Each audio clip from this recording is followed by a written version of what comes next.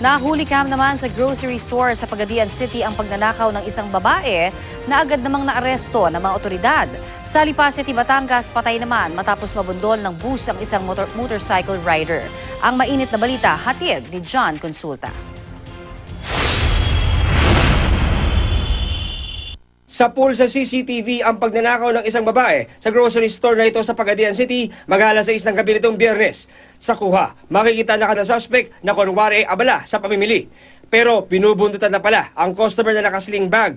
Maya-maya pa, habang nakatalikod ang biktima, mabilis itong binuksan ang zipper ng bag para kunin ang pera at saka umalis. Sa ulat ng Pagadian City Police, minamasdan na pala ng pamunuan ng tindahan ang suspect dahil sa kaduda-duda nitong kilos at agad na ipinadakip sa gwardya. Kinilala ang suspect na si Judeline Mangayaw na 23 taong gulang na sa edad na 16 ay nagsimula na magnakaw.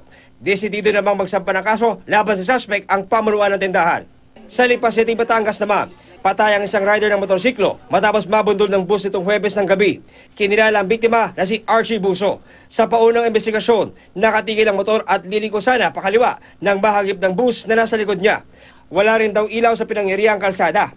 Sa lakas ng pagkakabangga, tumilaban si Buso sa kalsada. Nasira ang likod ng bahagi ng kanyang motor.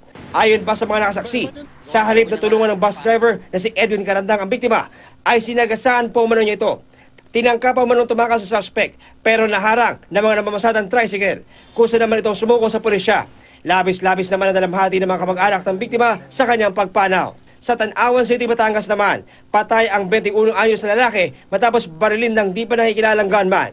Nag-aabang lang daw ng masakyan jeep si J.R. Cartrella nang bigla na lang itong pagbabarilin. Agad naman tumakas sa suspect sa kanyang motorsiklo. Nakuha sa crime scene ang 2 basyo ng kalibre 45 baril. Patuloy na iniimbestigahan ang krimen.